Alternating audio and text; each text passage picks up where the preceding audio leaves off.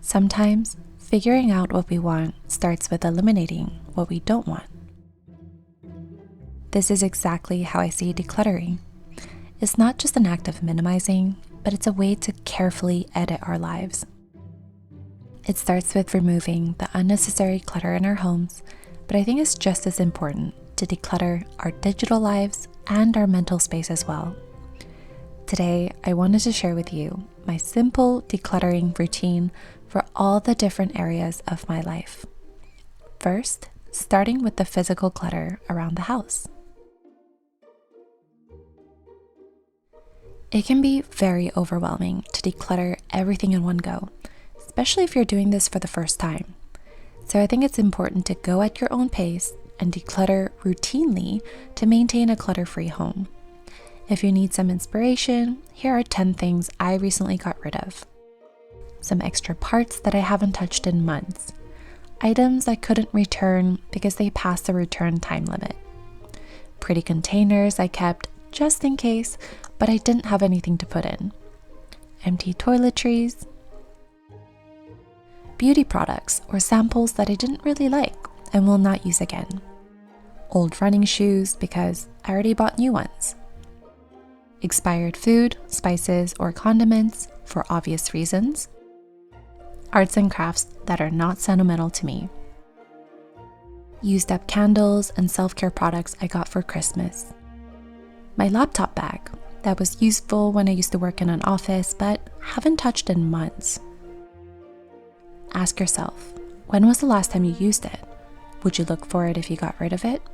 Could you replace it easily? Why are you holding on to it? The process of elimination can be empowering. By default, each item that you choose to keep becomes that much more intentional, and those are the things that actually belong in your home and in your life.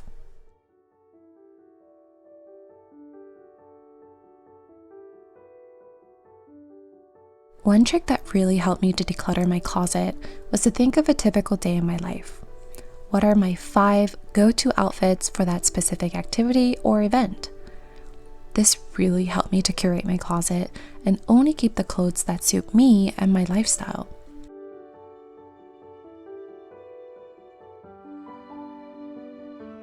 So I encourage you to coordinate a handful of outfits that you love and always reach for, and turn the hangers backwards for the items that you're not really sure of.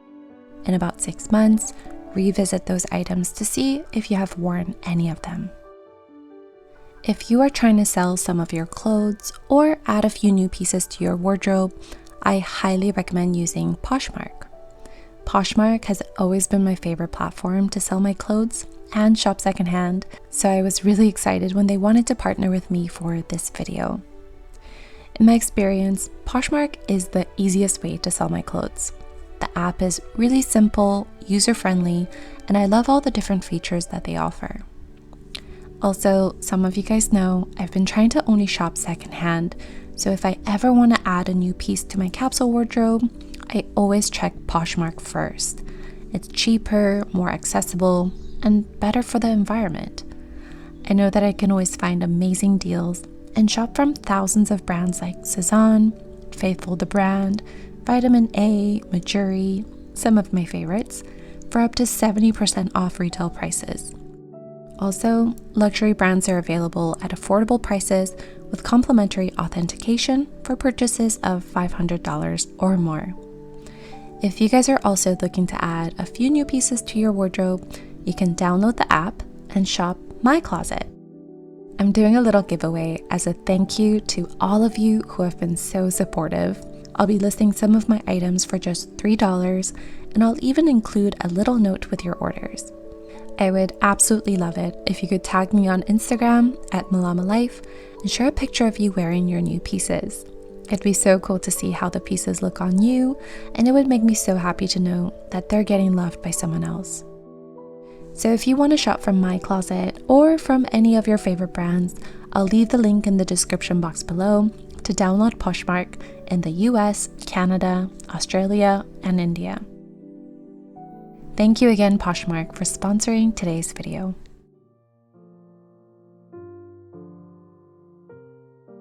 I learned that paper clutter is inevitable, but it helps to have a specific system in place to routinely manage it.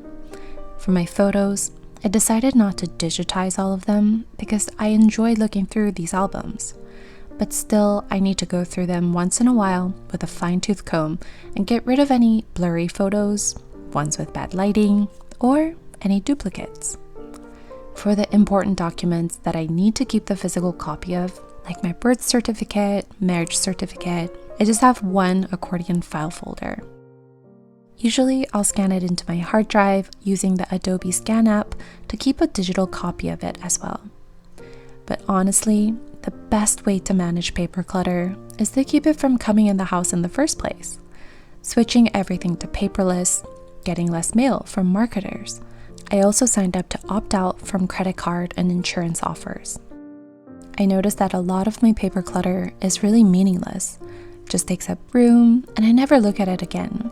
So instead of filing it away and organizing it, try to get rid of most of it right away.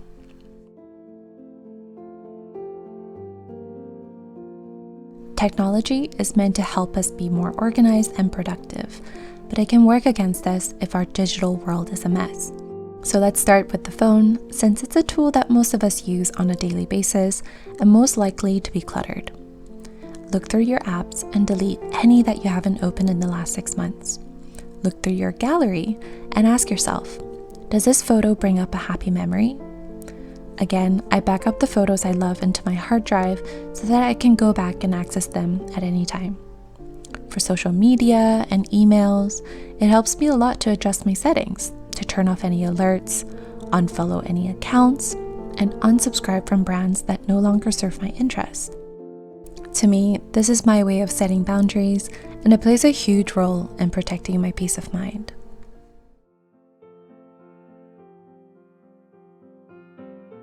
Where is your mental clutter coming from? Are you holding on to the past? Worrying too much about the future? Always keeping some kind of a mental to-do list? For me, I needed to sort through some trauma I've experienced in the past, a big reason why I signed up for therapy.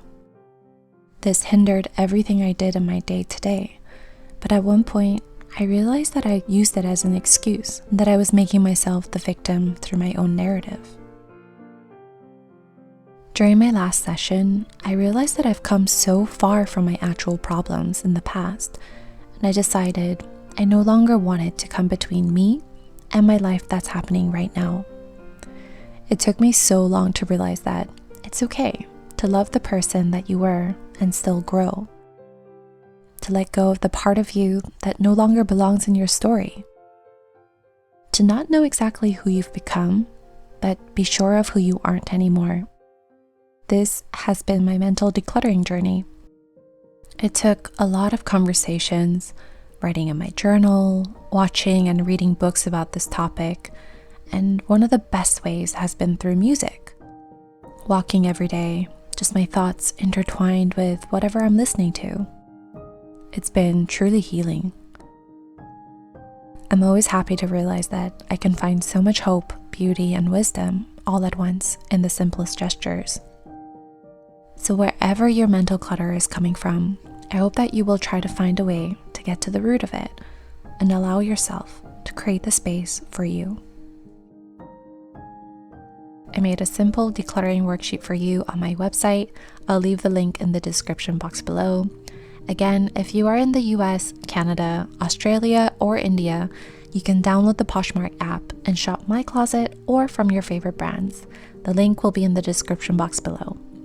Thank you guys again so much for watching, and I'll talk to you really soon. Take care. Bye.